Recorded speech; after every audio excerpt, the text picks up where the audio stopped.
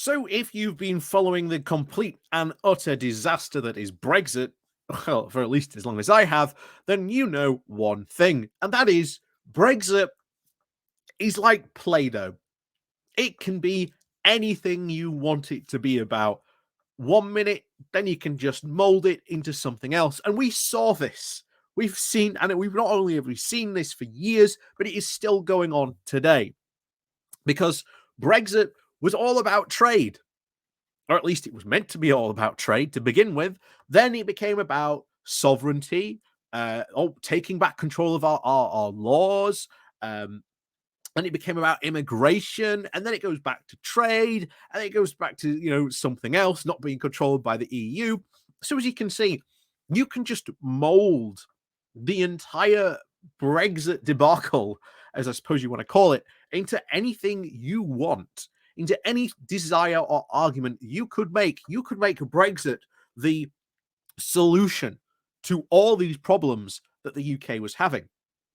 And one of the things I am actually glad that Brexit has done is that it has now separated the idea that Europe was everything to blame for our current situation. And it wasn't. Europe was never. Even Liz Truss, when she got caught out a couple of weeks ago during the leadership contest, she even said it herself. Oh, yeah, people, blame Europe or they blame immigrants. And that's not really the case.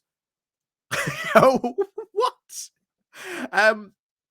But yeah, now that is no longer the case, that you can't really blame Europe. Hey, we've quote got Brexit done now, guys. So shouldn't we be succeeding?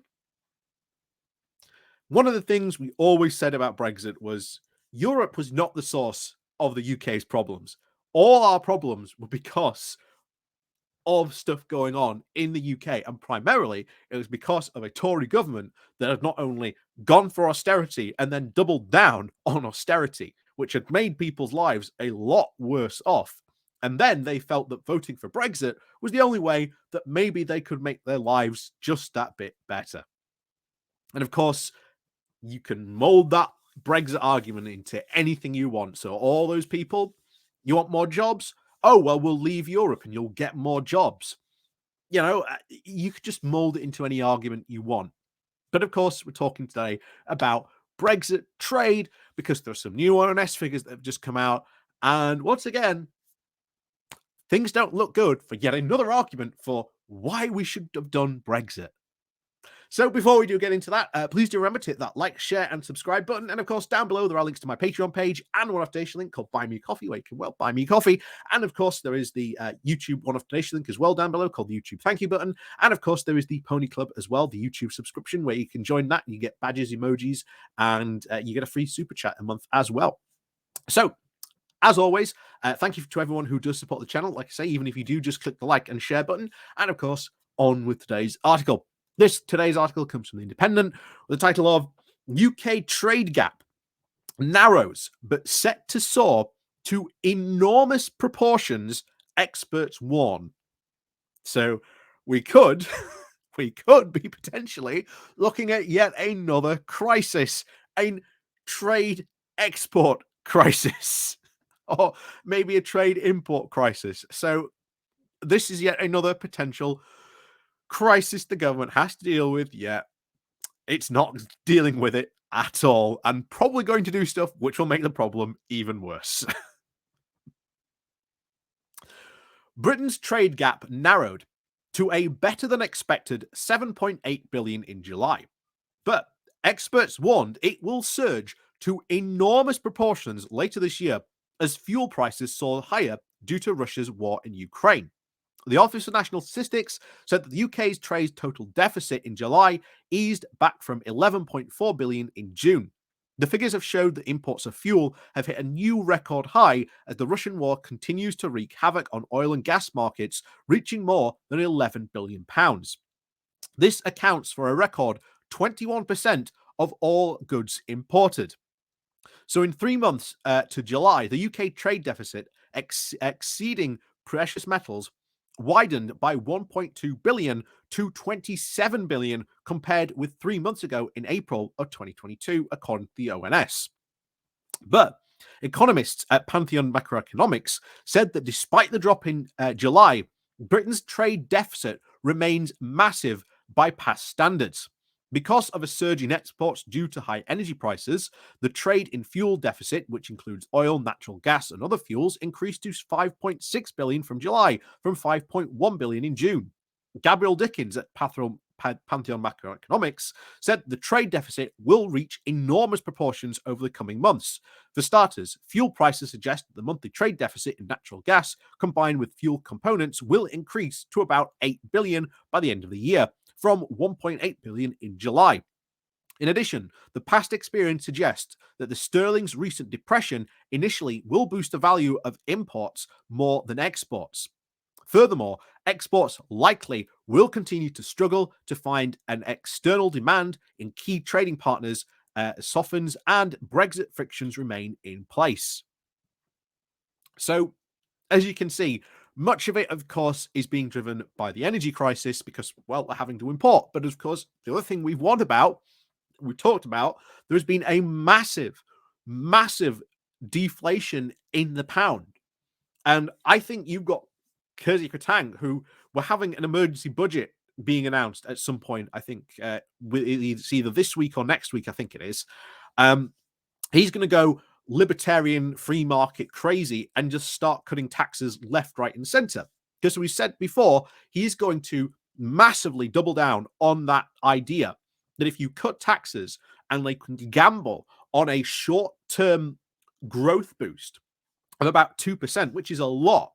You may remember back when we first started talking about Brexit, we were talking about, well, depending on what type of Brexit the government's going to do, there will be economic costs. And the softest of all softest Brexits would have still cost our economy about 2% of our GDP. And economists at the time even said, look, if you want to even replicate just 2% of your GDP, there are a really lot of hard steps to actually go and even achieve that. But Kwasi Kwarteng has set out a growth goal of at least 2%, which is quite frankly fanciful and not achievable. No economist out there, well, bar Patrick Minford, of course, is saying that this is possible.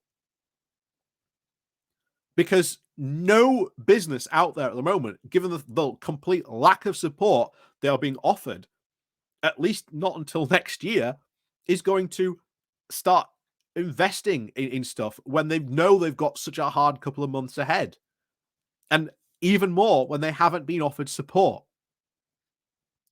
So the government's going to go continue with this fanciful economic ideas of, economic libertarianism, this free market fundamentalism, which we've talked about at length before, what they are. But it's going to be an absolute disaster.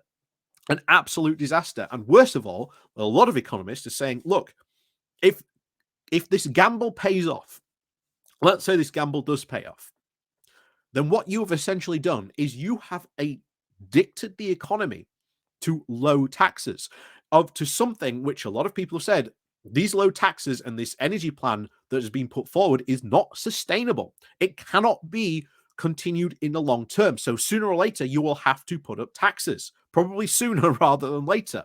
And when it does, all that growth that you achieved will just evaporate and vanish.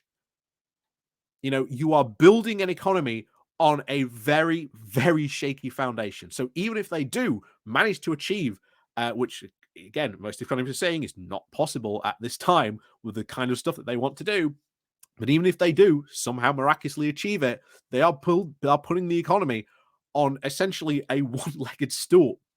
And sooner or later, someone stands up and that stool falls over. Because what is currently supporting that one-legged stool is all those tax cuts, something that we've just said by a lot of economists is not sustainable. So you can already see the massive, massive economic problem we are about to run into. This is, Captain Iceberg dead ahead. But, Captain Truss and, First Mate, Kwasi Kwarteng are just saying, what iceberg? What iceberg? Full steam ahead. Yeah, we are in for some huge trouble here in the UK. It is not going to be good. But as always, thank you very much for watching. Please do remember to hit that like, share, and subscribe button on your way out. And of course, down below, there are links to my Patreon page and one off-day link called Buy Me Coffee, where you can, well, buy me coffee. And as always, thank you very much for watching. And of course, we'll see you all next time.